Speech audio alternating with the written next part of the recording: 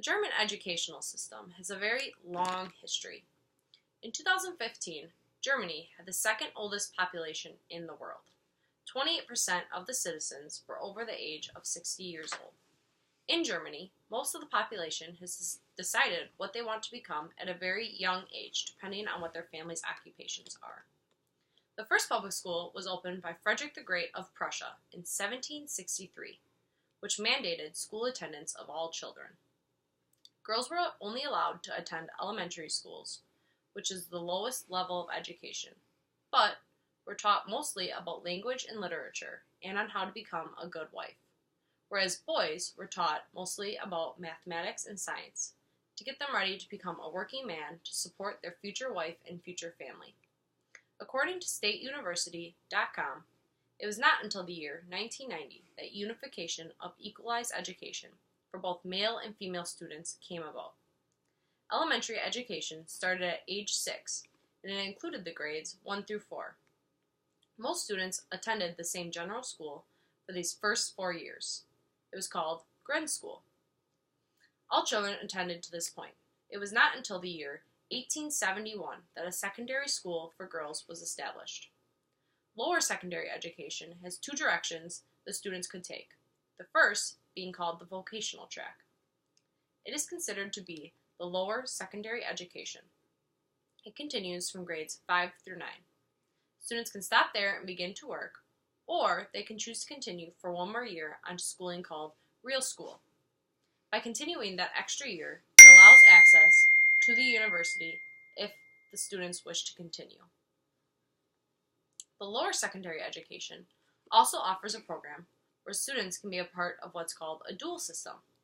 This type of education combines theoretical classroom instruction with practical training in a real-life work environment. The student also gets paid a small salary for working part-time. Going this route takes 2 to 3 years to complete. Students must complete this by passing a final exam proving worthy. Finishing this also allows access to tertiary education if the student chooses to continue. Upper secondary education is a final exam called the Abitur. It takes place at the gymnasium, which is a school dedicated to taking this test. Testing takes place right after secondary education is finished, creating a total of 12 to 13 years of education. Women until 1908 were not allowed to be accepted into the gymnasium testing. By passing this test, it gives the students the legal right to continue their studies at universities. Universities have a very high competition rate in Germany. Hypothetically, if an outsider from a foreign country were to transfer into the schooling system, they most likely would have a great difficulty catching up, being that schooling in Germany is so rigorous. Grades throughout the first 12 to 13 years determines admissions into programs.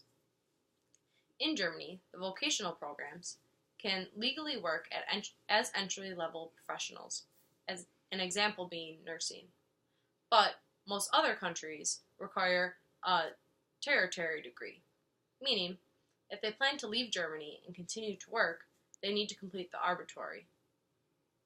Women first began to be accepted into universities in the year 1910. At the time of the 1900s, women were finally able to get jobs, such as becoming a teacher. But only 35% of first-time tertiary German students graduated with a degree. And women would still typically only earn about 72% of what men earned with the same degree. In 1981, only 38% of women were enrolled in a higher education. These days, in Germany, there is not nearly as much of a gap in female versus male schooling. According to UNICEF.org, in 2008 through 2012, there was only a 0.4 gross enrollment rate difference between girls and boys for primary schooling. Schooling is still very competitive, which is why most kids' parents have already decided for them the path that they will take so they do not fall behind.